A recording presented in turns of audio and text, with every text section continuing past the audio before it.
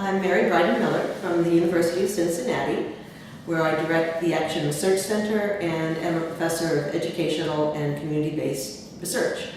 I'm also, happily, the co-editor of the new SAGE Encyclopedia of Action Research, which is coming out in August. I've been asked to think about a definition of action research, and that's a difficult thing to do because, in fact, action research is sort of an umbrella term for practices that developed in multiple fields over, well, in some ways over the past 80 years, but more recently, I'd say within about the past 15.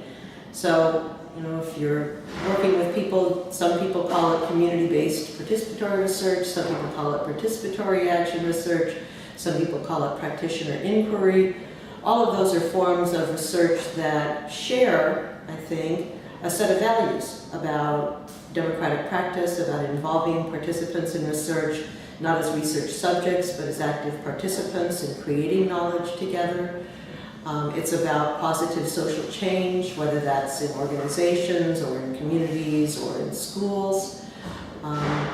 It's about relationships and respect for people and people's knowledge, most fundamentally. In terms of the kinds of work that action researchers do, I think many people will be surprised at the breadth of action research. I know David has, talked a lot about sort of the organization behavior, the management part of action research.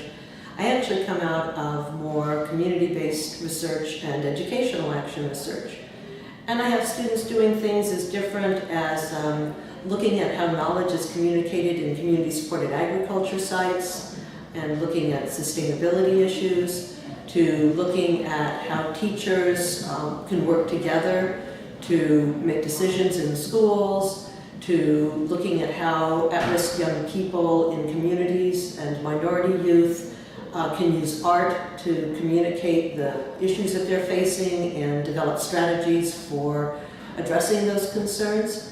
So it's a very broad field, and one of the things that I think has happened again in the past 15 years is that we've begun to share that knowledge with one another, which I think strengthens our practice overall.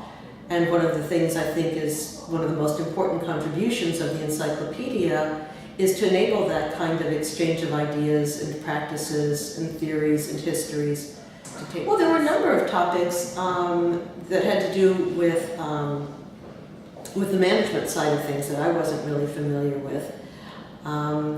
And some of the international studies that were done, some of the histories of action research. We're working on a couple of articles now. David and I did one for the Action Research Journal. It was a reflection on working on the project together. And then our friends David Greenwood and Bob Dick are going to do one focusing more on sort of methodological issues and one focusing more on theoretical issues.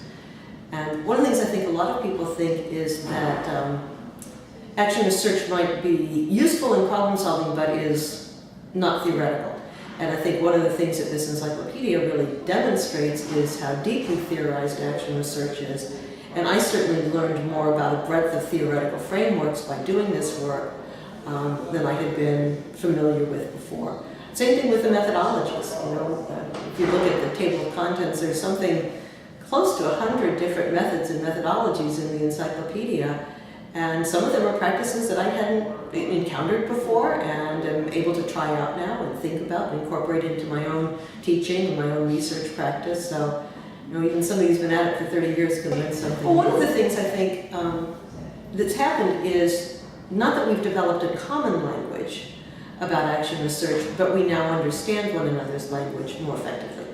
And again, I think it's something that the encyclopedia will provide is just some frameworks for helping us understand, oh, that's what this looks like coming from the perspective of community-based health initiatives, or this is how they talk about that in organization development.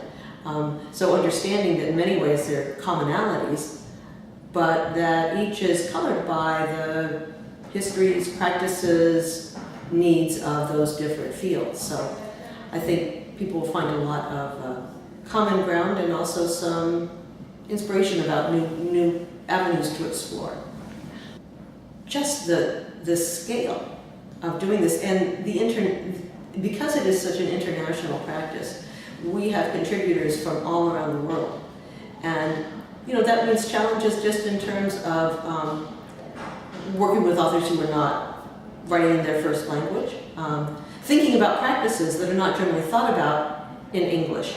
And one of the sort of challenges going forward, I think, for us is the dominance of English as an academic language needs to be rethought. And so thinking about how do we both have a common language, and English may be that common language, but then how do we also make the work that we're doing accessible to people who are not native English speakers and not English speakers at all? And how do we take practices that are deeply embedded in cultures different from our own and help people around the world to understand those? We have a number of entries that are very deeply embedded in cultures different than our own and that draw on those cultural traditions. And I think that that's one of the real strengths, but it was also a challenge just in sort of understanding that we have a number of entries about indigenous forms of knowledge and how those might inform action research. Again, I think, for both David and me, those were new areas of learning for us that were really important. So, the more we can continue to expand those boundaries, identify practices, from other cultural traditions, from other theoretical traditions, from other disciplinary traditions, and bring those together, the stronger our work will be as action researchers. And, to some extent, I think it's still, action research is still viewed by many more traditional researchers as somehow being questionable. And yet, you look at a work like this, and you think, there's just incredible strength and breadth of knowledge and histories of doing engaged forms of research that I think really puts it on the map, in a way that, things like the handbook, the Sage handbooks of action research and the journal have also been very instrumental in doing it. The contributors have all been really intrigued to sort of see just the scale of the encyclopedia and are excited, I think, to be a part of that. And I think just in terms of giving everybody new ways of understanding action research, new strategies for doing action research. I think for many people, many of our contributors, this is an important opportunity for them to be able to share their knowledge with the broader world of action research. I'm thinking of something like critical utopian action research, which is an approach to action research that was developed by my colleagues at Roskilde University and is primarily founded in Denmark. But they have an entry that talks about critical utopian action research and its history and about ways in which it's practiced, in part through things like future creating workshops. Well, we just recently did a future creating workshop on sustainability here in the UK that is now moving forward with community partners and students primarily in the Southwest in the UK. So we're already seeing the kind of connections and extensions and ability to expand on, what might be a local practice and make it more international through efforts like the Encyclopedia. It's funny because I've talked to some of my other co-editors about it, some of the associate editors who have a very instrumental view of how to use this project. And when David and I were talking about it, one of the sort of images we had in our head is our own experience of using encyclopedias when we were little kids, and then it was the Encyclopedia Britannica, which pretended to be sort of, the source of, where all the knowledge in the world was somehow contained, and we're certainly not pretending to that. But how much fun it was to read an encyclopedia and run into something you've never seen. And we're hoping for the same thing to happen. We're hoping that people, well, at least I am, that people will just poke around, look at the headword list, look at something that they've never heard of and think, Lord in heaven, what is that? And read about it and learn about it and just expand their knowledge of action research and play with it, just enjoy it. It is a tool, it is a useful tool for scholars, I hope, and students who are learning about this practice, but I hope it's also something that people just enjoy engaging with.